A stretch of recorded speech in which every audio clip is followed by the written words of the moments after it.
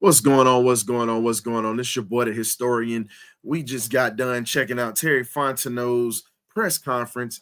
A lot of nothing was said today. But before I go ahead and get this thing started, go ahead and hit that like and subscribe button. We're going to go ahead and get this thing started today. This is Bumper to Bumper with your boy, the historian. Let's get it.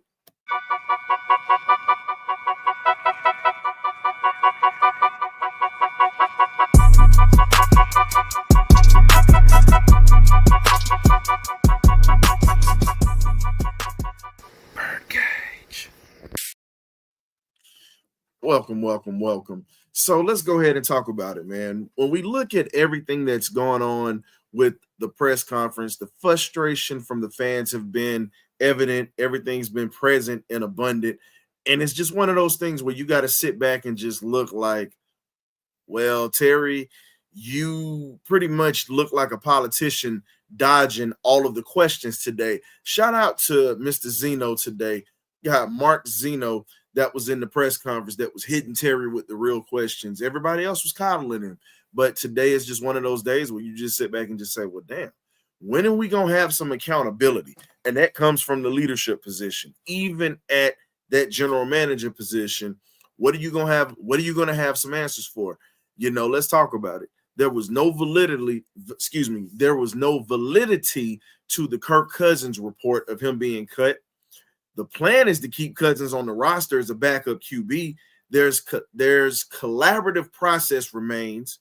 Terry Fontenot wasn't clear about that. And then everything is in the early stages of evolution, from the coaches, the roster, the scouting, etc.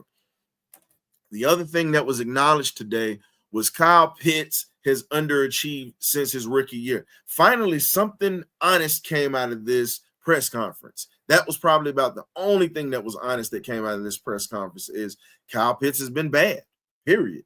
You had one good year. You got hurt your second year. Your third year, you came back. This year, you underperformed. And it's no excuses. But the thing that really puts me in a place of frustration and a lot of, I would say, irritability would actually be the fact that I have a general manager who answers questions like a politician. It was really, he took the answers out of the book, copied and pasted. The problem is we have so many issues that need to be ironed out this offseason. Got to get that center position right. Got to get that tackle position right to protect Michael Penix's blind side. Because, again, that's been the weak link on this team. But there are so many things that need to be addressed. But I'm not going to talk about the players. I'm going to let the fans talk about that tonight. But the thing I'm going to talk about is the leadership position in which Rich McKay, I think he's been in this position a little bit too long, if you want to be honest. If you really want to look back at what's going on with the Falcons, that's one of your Achilles heels. Arthur Blank is not in a position to where he's actually holding these guys accountable. He's not holding the management accountable. What's going on, Artavius? Yeah, we need to trade Pitts. We definitely need to trade Pitts. But if you look at it, it starts with Arthur Blank. Arthur Blank is a philanthropist. He does a lot of great things in the community. I get it. But if you want to keep the community in your back pocket and you want to keep fans happy, guess what? You're going to have to go ahead and make that tough decision and think about possibly getting rid of Rich McKay. Rich McKay is a problem.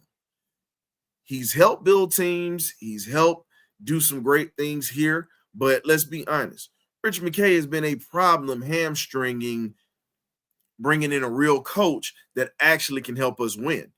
He doesn't want anybody to challenge his autonomy at this point. And he held Terry Fontenot for 3 years. I get a lot of people are pissed at Terry. Nobody was fired. I understand. I get your frustration. I'm right here with you. It's one of those things where you have to sit back and say, well, damn, when are we actually going to have some accountability all the way around? When are we going to get a press conference? Hell, with our owner even stepping out and saying that Arthur Blank, hey, I've been a problem for years. I haven't chosen the right people. I've got to get better people in here, football-wise, that are going to just make things happen. The thing is, Jimmy Lake still has a job after Black Monday.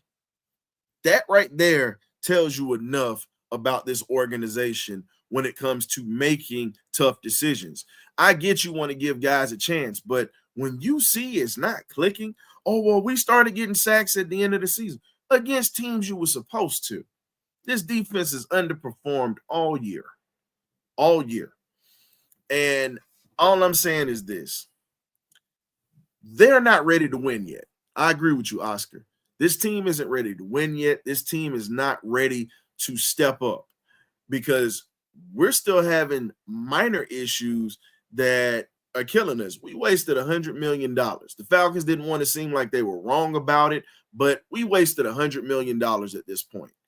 And when you really sit back and look at it or whatnot, all you can do is laugh.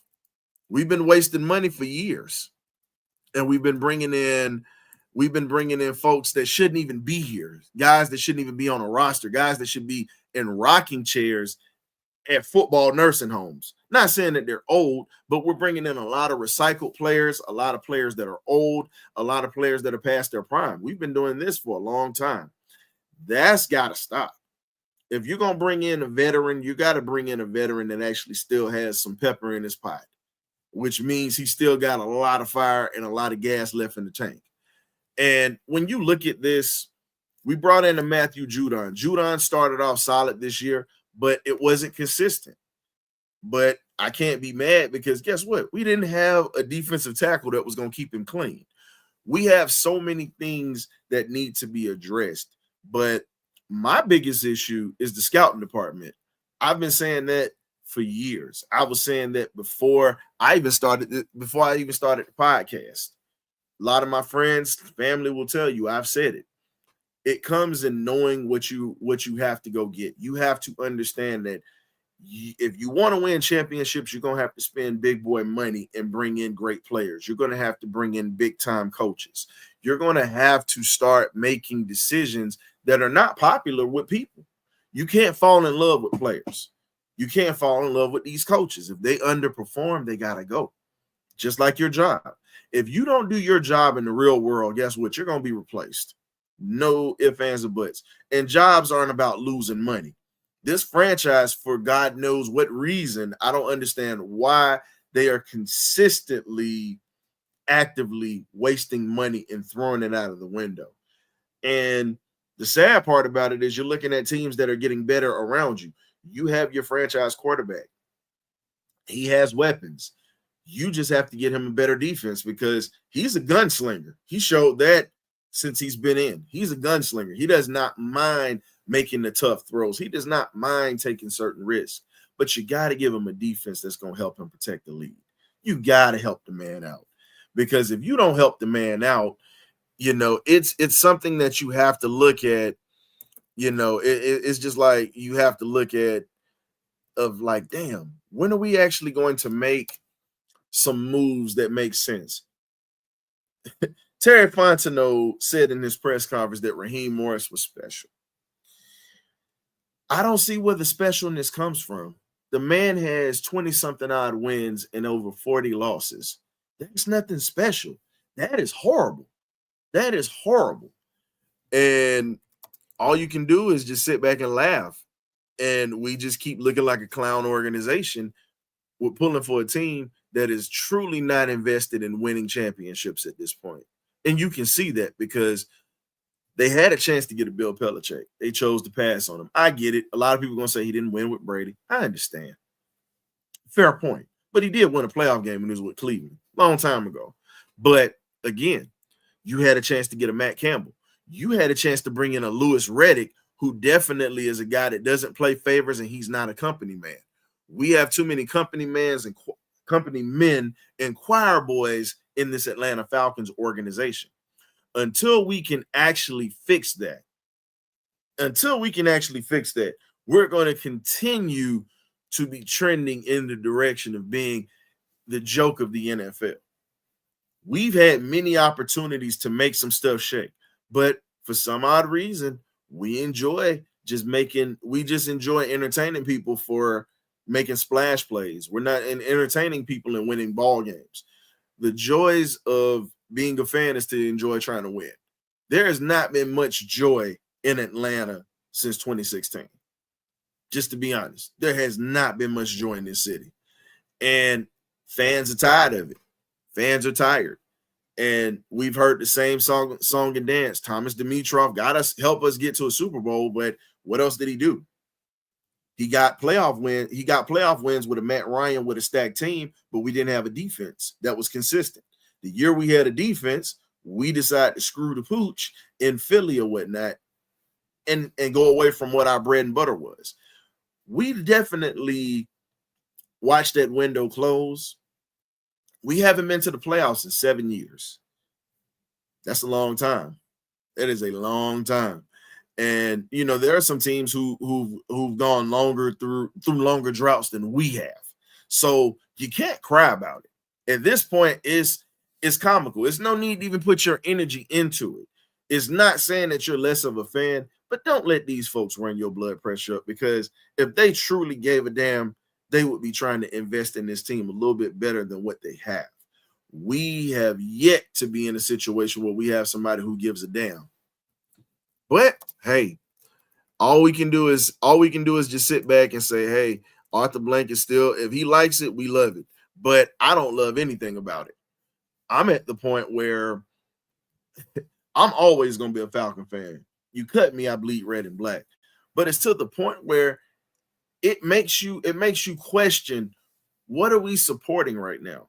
What are we spending our money on paraphernalia for? What are we doing as fans to support this team, and this team isn't giving us anything to support? What are we doing?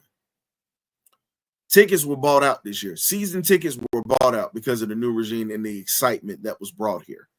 Made a lot of great moves in the offseason. The Kirk Cousins one was questionable. But now that you sit back and you actually look at it, we wasted $100 million.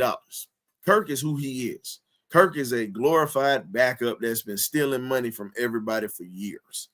But the Falcons are too prideful to say that they made the mistake. It's not okay. There's no transparency. There's no honesty with this organization at this point. They don't want to look like bumbling idiots, but hey, the proof is in the pudding. Look on the football field. We've seen a lot of piss poor play. We've seen a lot of horrible things that have gone through this organization, through bad management, bad coaching hires, and it's abysmal at this point. It is abysmal. The first thing that should have been done was Jimmy Lake being fired. That should have been the first thing that should have been done. I honestly sit back and I look at the competency with this organization. We don't have competency at this point. I'm just going to keep it a buck with you. There's no such thing as folks that are competent. There are no such things that are where you have individuals that know what they're doing. Because if they did, we draft a little bit better. We put ourselves in a better situation to where we're looking like we're trying to trend in the right direction. The Michael Penix pick is not the only thing that's trending in the right direction. I'm sorry. I am sorry. You have to do more than just Michael Penix. All I can say is when you get things situated, all you have to do at this point is really figure out, what do you want? Do you want to win a championship, or do you just want to put asses in seats? Because if you're putting asses in seats and you just want to entertain people for a couple of games during the season, hey, this is not for you. What you need to do is you need to bring in some folks that actually have some football IQ and some acumen, and actually some true professionals to bring this organization to light. You have to. And at this point, all you can do is laugh. All you can do is laugh.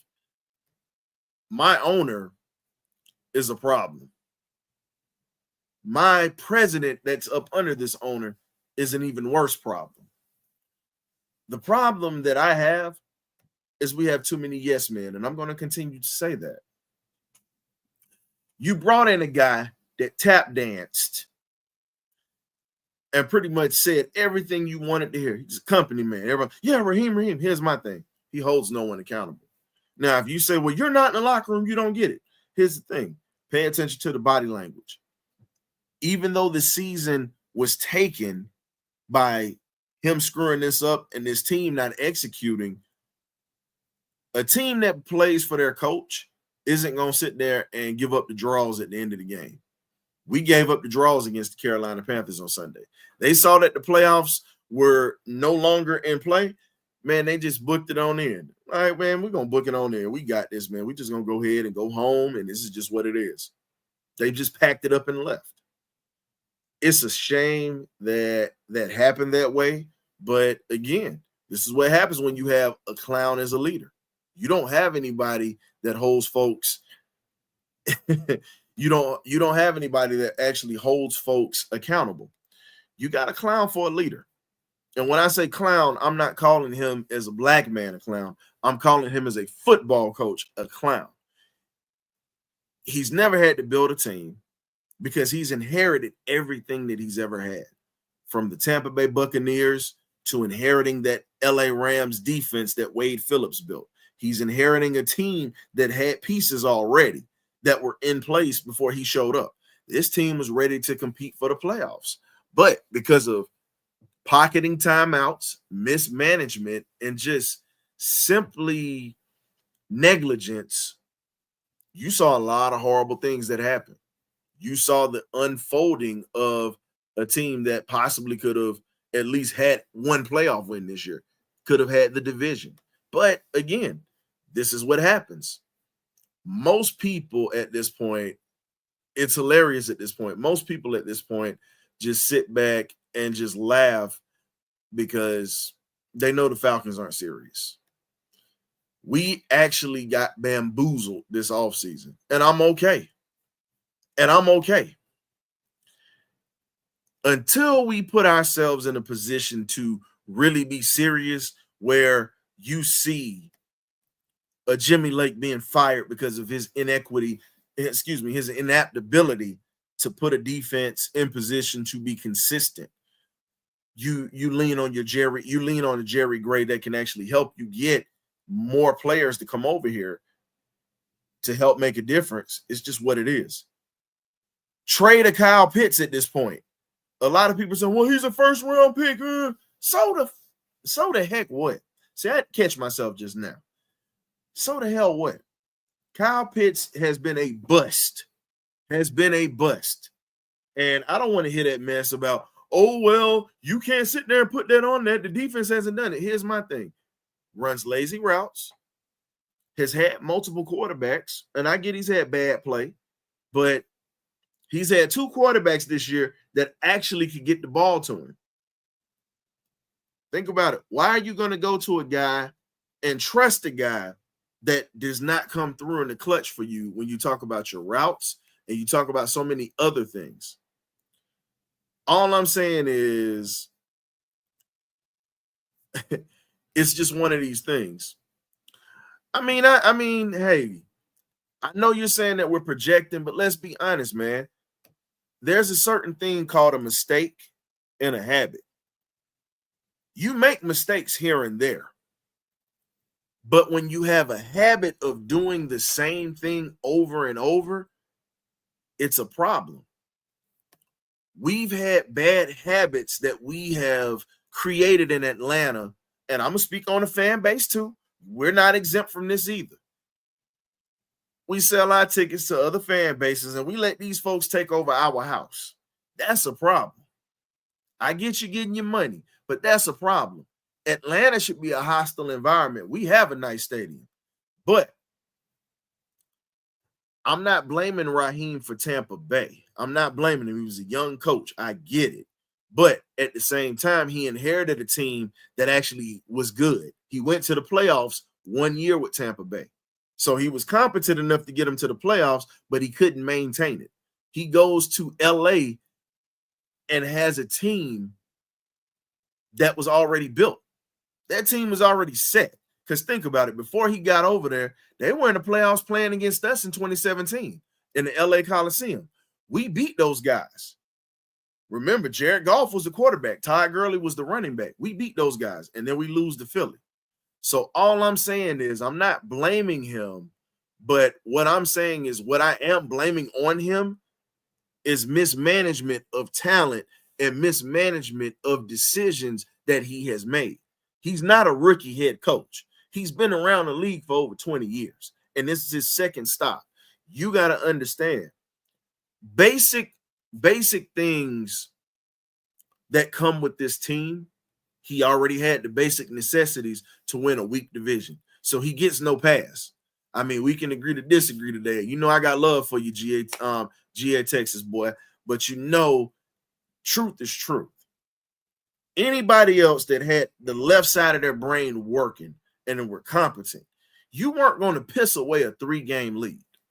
You don't let a 2-7 team beat you and pretty much put you in a situation to where you had to pray for them to win at the end of the season to just get in the playoffs and for the Panthers to handle business.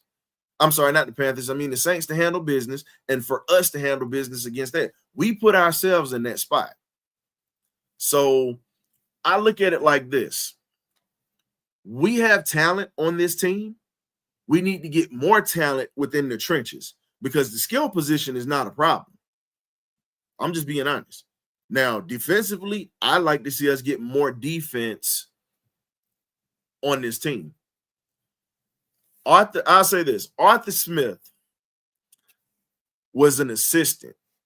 And I don't have an excuse for Arthur Smith. I wanted him gone. I didn't want him here. I told everybody that a long time ago. And you can go back and look at my old podcast and see that. Arthur Smith's issue was he was stubborn as hell. Too stubborn.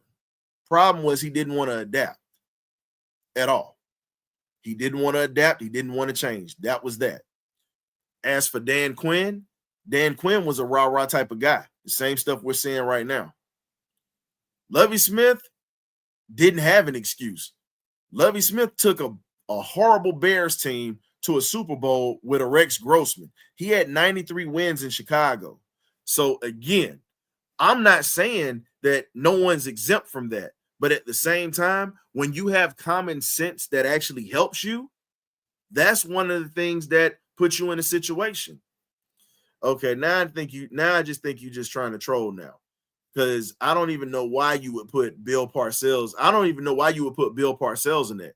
Bill Parcells actually was smart enough to change from having Scott Bruner as his quarterback that almost cost him his job to actually using Phil Simms, and they actually are winning, and they won 2 Super Bowls with the Giants. If you're going to go, don't just go to the Miami Bill Parcells. Don't just go to the Dallas Parcells. Go back to when he started, when Belichick was just a special teams coach on that team. And Parcells was a linebacker coach and an assistant defensive coordinator and taking over for a fledgling Ray Perkins, if you're going to do that. Parcells is a legend for a reason. The man understands football. The man literally went to a Super Bowl with the Patriots with Drew Bledsoe. Literally had the Jets in the AFC Championship game and literally had Dallas in playoff games. So all I'm saying is you can't even put Parcells in that. But getting back to what I'm saying, though, the original point, Raheem threw the team under the bus, and I agree with you. And this is one thing I wanted to talk about. I get that we played bad, but you can't throw your players under the bus like that. You can't throw your players under the bus like that. And the thing is, if you throw your players under the bus, you got to throw yourself under the bus. Because if you notice when he talked about the timeouts, he literally held on to timeouts 2 weeks in a row that he shouldn't have. All I can say is this. We have some folks that are here that truly are tired of losing. And I understand it. I am too. But all I can say is at this point, we might as well say at this point that we've got to get better at putting guys in positions to do things. And shout out to my guy Loso Bradley, my fellow shipmate, Coast Guard, baby. You know how we get down, man. Simple P. I'm gonna address the comment that you put on there. You guys can't see it. It's on Facebook right now. Right now. He was saying it's not Kyle Pitts' fault that they're not using him, but he's saying if he left Atlanta, he probably would go off. I mean, it depends on where he would go. But honestly, though, when you look at what he's been able to do here in Atlanta, it hasn't been much. He's had 3 bad quarterbacks. We're not going to hide it. He's had 3 bad quarterbacks. He had Kirk that was here that tried to help him get some numbers, but he didn't run routes right. You talk about Penix. Penix is starting to find him. But at the same token, I can't excuse the fact that he had time that was bad before that. What's Brock Bowers' excuse? Brock Bowers had 3 bad quarterbacks, and one of those quarterbacks was Desmond Ridder, who played with Kyle Pitts. So again, you got to look at it for what it is, bro. The man has the ability to be good, but the thing is, you're seeing that the attitude is there that he doesn't want to. So, I mean, we can agree to disagree on that one, but I ain't gonna lie to you though. At this point, and shout out to my boy, he literally said, "Hell, with what y'all paid for Kirk, you could have got Cam Newton for dirt cheap and brought him home." But I think Cam was spent at that point, so it was no need for us to be that way. But hey man, I definitely appreciate my homeboy for coming through, my man Loso or whatnot. If he's also a recruiter for the Coast Guard. So if y'all are out there looking to try to look for a branch of service to go to, y'all check out my boy, man. Help him get that quota, man. We out here still promoting folks doing the damn thing. But getting back to it, I'll say this. The one thing that we also need to get, and I think that's slick right there. You say Kyle Pitts for Garrett Wilson. I think that would be a slick move. I think that was something that you could actually put out there and put it into play, and it would actually help out this offense or help this offense go to another level, because we don't know if Rondale Moore is going to be here next year and if he's going to go to San Francisco, because those are the rumors right now, and that's been like that for a couple of weeks, saying that they're going to try to get him for cheap and get rid of Deebo Samuel because he's been literally not the guy that we thought. He got his money and pretty much got fat, but it is what it is. But getting back to the Falcons, though, there's a lot of potential that's going to be here next year. Drake London, 1,000 yards. You got Darnell Mooney, who has revitalized his career here in Atlanta. See what happens when you give a guy a new setting? Maybe Kyle Pitts might do that elsewhere. But right now, he's struggling to do it. Now, I got to get on my offensive coordinator, Zach Robinson. For a first-year guy, I'll say this. Some things are questionable, but you had 1,200 yard back, you had 1,000-yard receiver, you had a rookie quarterback that made the history books as well with consistent games, and then you had Kirk Cousins to throw for 500 yards in a primetime game, and you literally are finding your groove. I think that he's going to be a guy that we see that's going to come around a little bit more. But you got to give Zach Robinson a little bit of grace on that one, because that was his first time sitting in that chair. Now, everybody is saying Jimmy Lake. We saw flashes of what the defense could possibly be, but we know that wasn't him. Raheem stepped in. Jerry Gray stepped in. At this point, I believe you need to let Jimmy Lake walk, promote Jerry Gray. The man has been here. The man has sat next to 2 different defensive coordinators. And we saw what that looked like. With Ryan Nielsen, we had a top 10 defense, number 1 red zone defense in the league when he was here. He's in Jacksonville struggling right now, badly. Jimmy Lake comes over. Lake is garbage. Say what you want, Lake is garbage. Straight garbage. And it is sad because a lot of people were saying they had high hopes for this guy, but I really believe that Jimmy Lake should have been an assistant defensive coordinator first. Should have never gotten that much responsibility right off the bat, and being inconsistent the way that he has. That's just me.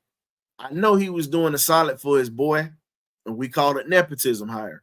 But Brian Flores was out there. You see what that Minnesota defense is doing. You've had multiple DCs out here that you could have grabbed and gravitated, but he wanted to go with the guy that he knew. And I'll say this, I believe that he went with guys that wouldn't take his job if they were good enough. That's just me. Maybe I'm wrong. Maybe I'm saying it out of pocket, but I really believe that we should have been in a position to really do something. I think Caden Ellis is one of the best defensive players we have on this football team. He's shown it. Nate Landman, he's starting to come back around again. Trey Anderson was a waste. The man can't stay on the field. The man stays. That man stays. He has a permanent room in Piedmont Hospital. This dude has been injury prone since he's been here. So at this point, you have to cut bait with that guy. We got to stop bringing project players into here and start bringing in guys that are established at their positions. Trey Anderson, this was his second year actually playing linebacker when he got to Atlanta. You had a chance to take a N'Kobe Dean. Might have not met the physical intangibles, and I'm just using N'Kobe as an example. Butkus Award winner, been playing linebacker forever, highly intelligent, was coming off the pectoral injury. But you see what he's doing in Philly right now. Man is one of the top linebackers in the league. Man has been balling out this year. You had a chance to bring a guy in that could actually play. My thing is he'd have been a hell of a middle linebacker for us. You let Nate and you let Caden play the Sam and the Mike. I'm sorry, the Sam and the Will. Strong side linebacker, weak side linebacker. You let N'Kobe play the middle just because of the intelligence, and he actually is able to get off those blocks, get up under those 300-pound linemen, and also create havoc in the backfield with the pass rush, and he can also cover in the passing game. Trey has all the physical intangibles to be an edge rusher. He is not a linebacker. If we're going to use, I feel like this. If we're going to use Trey Anderson, I don't think we need to use him as a linebacker. We've been sitting here crying about an edge rusher. Arnold Ebiketti's been coming around a little bit, but my opinion, this is my opinion, I think you have to use him as an edge rusher. And that's just my thing. You got to use him as an edge rusher because of his speed, his size, and aggressiveness. He doesn't have to think. All he has to do is play contain. And literally what his speed does, if you notice, we got gashed on a lot of stretch plays, a lot of screen plays, and a lot of things that could have been bottled up with his skill set. It's not the fact that he's a bad, it's not the fact that he's a bad player. I feel like he has the intangibles to be a good player. But when you have a guy that hasn't played that position that often, you don't need to put him in a position where he has to think. You have to put him in a position where he has to react. And I think reacting for him would be perfect. That's just my opinion on that. And I've already said, what's going on, Pete? I said we don't need any church boys. I'm like this. The color doesn't bother me. I don't care if it's white, black, green, purple. Look, if you can play that linebacker spot, you show up in a bad way and you show up in a bad mood, I don't care. I just need somebody that's going to get the job done. That's all I'm looking for is consistency. We haven't had consistency at that linebacker position. Just saying. So the other question I tend to ask, and this is going to be my final thought because I'm not going to get too heavy into it because we got a show that we're going to do later tonight. You know what? Matter of fact, I'm going to give you guys a couple more of my thoughts, and then later tonight, we're going to have the regular Birdcage show, but I had to do a pop-up show because of the press conference that we saw, and I really wanted to talk about it. But the one thing that I need to see more of is better scouting. Better scouting. That is something that I'm looking for heavily, and I want to see better scouting. I want to see better talent being pulled in. If it's not from these big time schools, I need to see better talent from places where kids can actually be in a situation to where you're going to get guys that are hungry, guys that want to play, guys that are going to give you everything. They're not just going to get a paycheck and just lean back and sit up with their feet up. I need a guy that's going to be hungry. That's why I say you get the guys that don't get all the pub. You literally gotta take out the church boys. You gotta bring some guys in here that have a few questions off the field. And when I say off the field, maybe they might have done something when they were a little younger and they figured it out. But you want to have a guy with an edge, and especially on our defense. And I've been saying this for years. I'm a proponent of HBCUs. I support Southern University. Yeah, I got my Bulldog hoodie on because I'm a dog fan, but I'm telling you right now, Southern University is a school that I love just like I love UGA, hands down. And if you look at it, I feel like kids from HBCUs need to get more opportunities. Kadero Hodge made the Pro Bowl. And that's a Prairie View A&M alum, and he started off at Alcorn State. There are many players that are out here. There's a kid by the name of Carson Vincent who I talked about yesterday. 6'6", 305, 310, plays that tackle spot. He plays every position on that offensive line. We're talking about replacing McGarry. You can get him out of Alabama A&M as an undrafted free agent. I mean, it's so many guys that you can look at and just see the talent. Like Marquise Bell. Unfortunately, he got hurt. His shoulder got jacked up this year, but he came in as an undrafted free agent and literally got in the first string starting. Marquise Bell was Richie Grant's backup at UCF, and it was political, the reason why he didn't get to play over Richie Grant, and that's why he left and went to Florida A&M and played. Xavier Smith was a guy that I said that we should have looked at. We would have had our slot receiver with Xavier Smith, but we didn't draft him. We passed on him. And that was a FAMU guy. That was his teammate.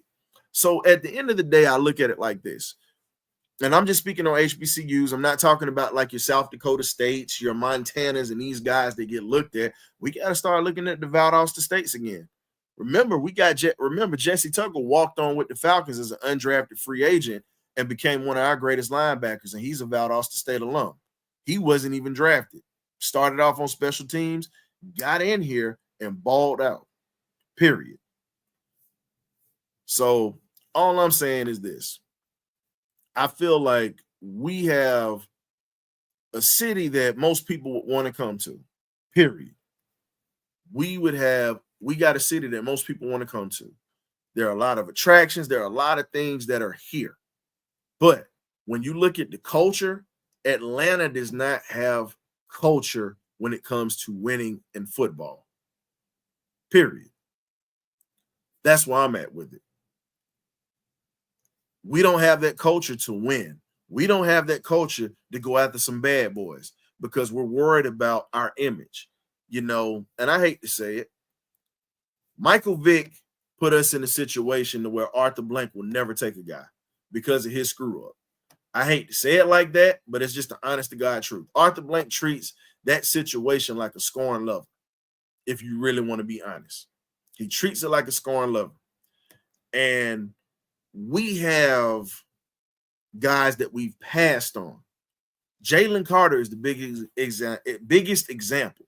No disrespect to Bijan. Bijan, you're doing your thing. You're winning a lot of guys over.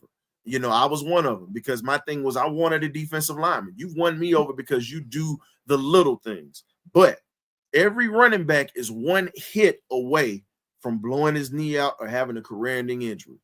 His running style is like a deer running through a minefield. All those cuts and everything else that you see is nasty, but you have to understand, moving at that speed with that weight, your knees can't take that pounding for a long period of time. So what I'm saying is you got to look at the investment. It's a solid investment right now, but I'm going to continue to say defensive linemen last a little bit longer than running backs in this league, and they're a little bit more value. Jalen Carter would have been here for at least about 7-8 years, like Grady. Bijan is our offense, pretty much.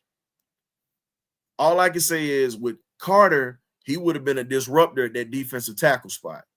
And when we look at what he would have brought to the table, I think he would have been able to open things up for our linebackers to produce a little bit more, be a little bit more consistent because he was used to being a zero technique, being head up on that center, or being in a situation where he was double teamed. Our defensive line has gone MIA. David Onyemata, he was solid in the run game, but he went MIA this year. Taquan Graham, we didn't hear much about this year. I mean, these are guys that were here. Eddie Goldman, he made a couple of tackles this year, but he was supposed to be that defensive tackle, that zero technique that was supposed to keep the linebackers clean and keep things going. He was MIA this year. So when we look at it, we've been in situations to where our defense is struggling. Outside of our defense, our offensive line has to get better in pass protection if we want to keep our future franchise quarterback right. Jake Matthews has been a pillar of consistency, but once he leaves, you got to slide Bergeron over to his natural spot and being a left tackle. Bergeron's playing the guard position because he was versatile at Syracuse. Bergeron is a guy that is going to take over for Matthews. So you have to bring in somebody to slide right into that spot because Lindstrom's got that guard spot solidified on the other side. But you got to start looking for Caleb McGarry's replacement. You got to start looking for a new center because, again, Hendog and Dahlman, too many bad snaps for me. And if you can't even get the exchange down right, it's a problem. It's a problem. We have to fix the trenches on this team. Yes, I'm hard on Kyle Pitts because he doesn't block, but maybe, and I'll just say this, being devil's advocate, maybe if we actually had a line that could protect our offense, Pitts runs a 4-4. He's a strider. He's not a burner. He's a strider.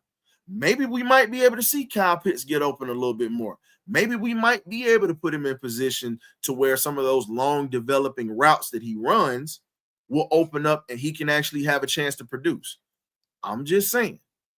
I'm not a Pitts fan. Let me tell you that now. I rock with him because he has the logo. There are a lot of players that have come through Atlanta that I didn't like, but I rooted for him because it's all about their logo. It's logo business over here. It ain't personal. It's logo business.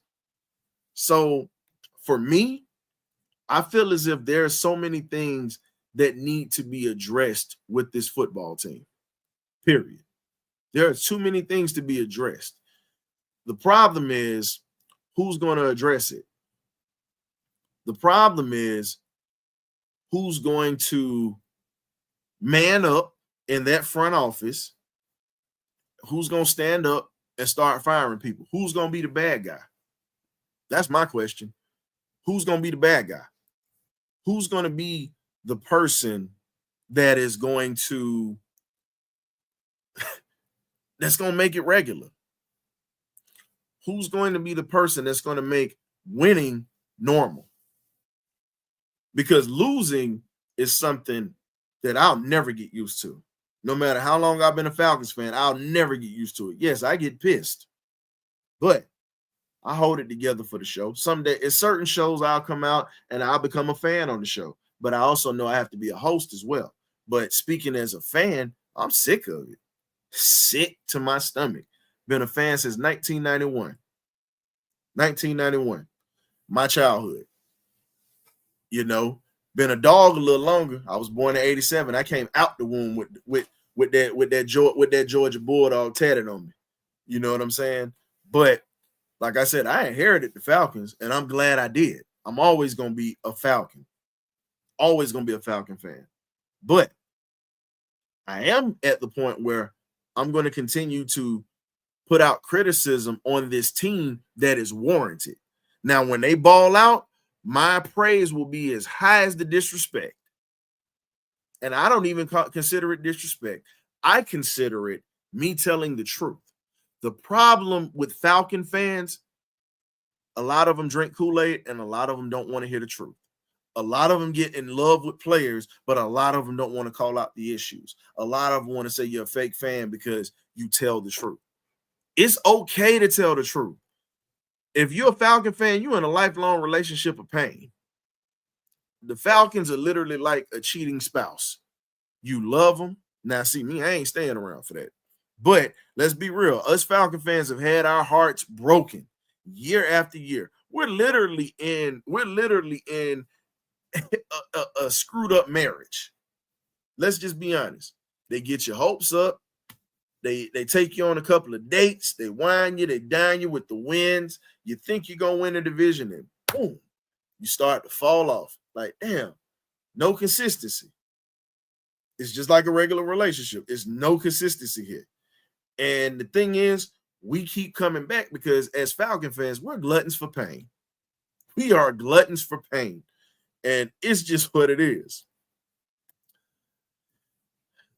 I'm using it as an example because let's be real. A lot of fans don't ever want to talk about the truth. And when you're in denial of the truth of a relationship, you're not going to speak the truth when it comes to what the problems are. We've got people that are really defending Raheem Morris right now. Go to some of the chats. They're defending this regime and they're using Arthur Smith as an scapegoat and say, well, he had 3 years. Well, the difference was Arthur was a first-year coach. This man isn't. This is his second rodeo. So I'm just saying, bro, it's a lot of foolishness that comes along with our fan base. And Steve Weiss said it a long time ago. The Falcons fan base is one of the most sensitive fan bases that's in the NFL. You know, and I'll tell you this here. I was a fan before we even saw a Super Bowl. I watched Deion Sanders leave this city as a child. I watched the fact that we let Brett Favre walk and kept Chris Miller instead. I watched when we ended up losing in 94 to Green Bay and watching Sterling Sharp's last playoff game. I watched Jamal Anderson go down with a knee injury that practically ended his career. It's so many things that hurt. I watched Steven Jackson come here and steal paychecks, So I'm 37. I'm 38. I got 30 some odd years in. My granddad has been a fan since 1966 from when this team moved to the city. So he's got more years of pain than I do. So I've learned to take on what he said. Don't let him mess with you emotionally. I'm keeping it clean because he said don't let him F with your emotions. That's what he would say. But I got to keep it clean here. But all I can say is at this point, all you can do is just sit back and just laugh. Yep, I agree with you on that. We're the team that says next year. Now, I keep it a buck with you. Brett Favre never got a true opportunity in Atlanta. Jerry Glanville never gave him an opportunity.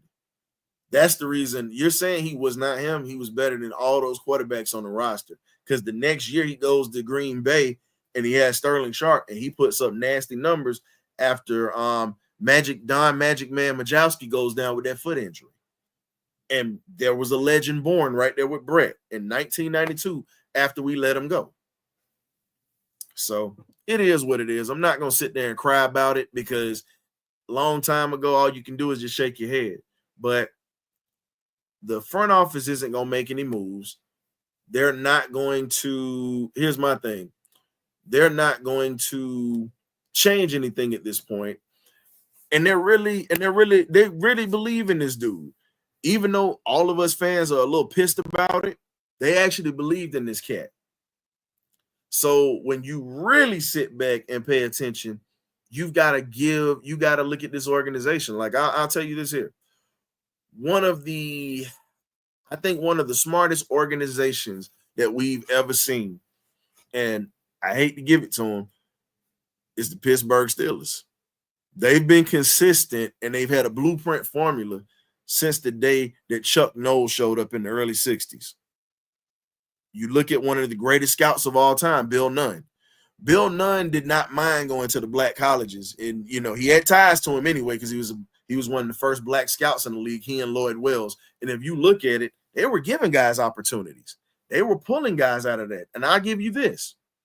Our greatest pass rusher was not John Abraham. So please stop saying that, folks. If you are a Falcons fan and you only came during the 2000s, I need you to dig back into the record books and go look. There's a man by the name of Claude Humphrey out of Tennessee State.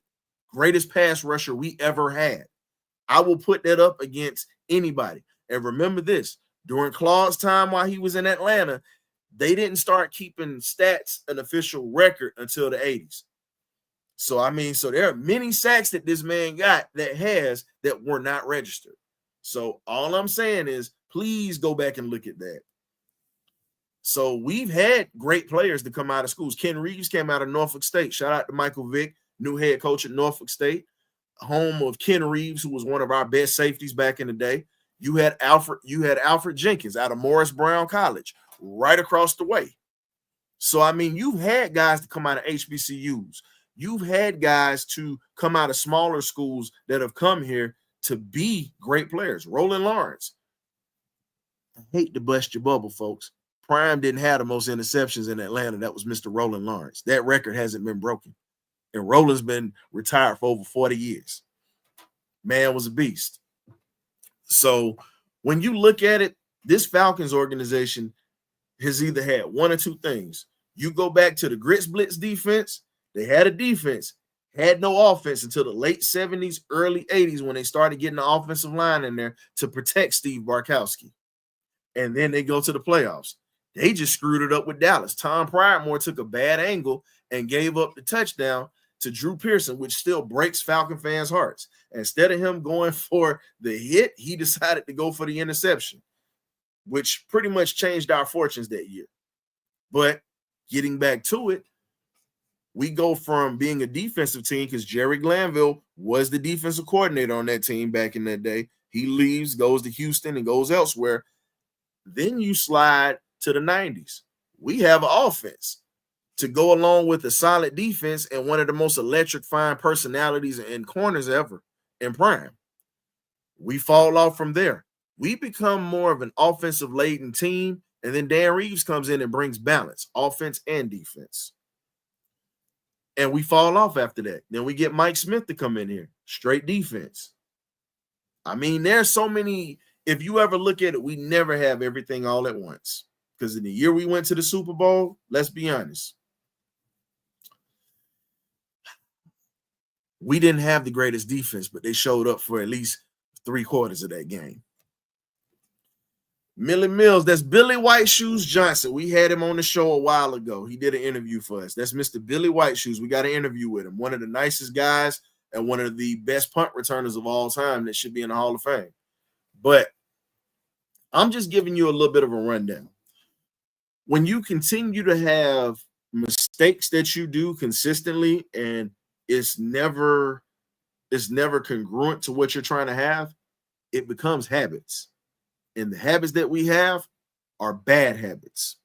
So until we get people in this front office to actually become more competent football-wise, Rich McKay's got to go. I know Arthur's keeping him around for business purposes, but he got to go. He got to go. Been here too long. We need somebody with some fresh ideas and somebody that actually is going to get things right. Outside of Rich McKay, here's my thing.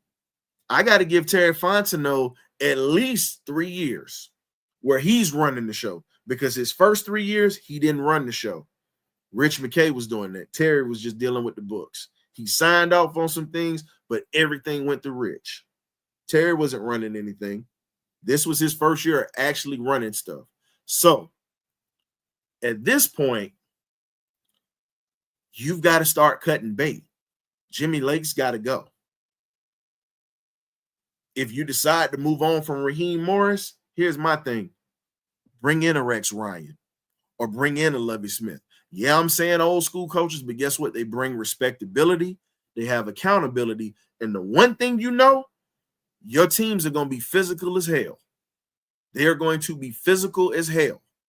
And that's something that we don't have in Atlanta. Too much finesse. Not physical enough. Not physical enough. We got to bring a toughness back to Atlanta that needs to be here. If you don't want to go old school, guess what?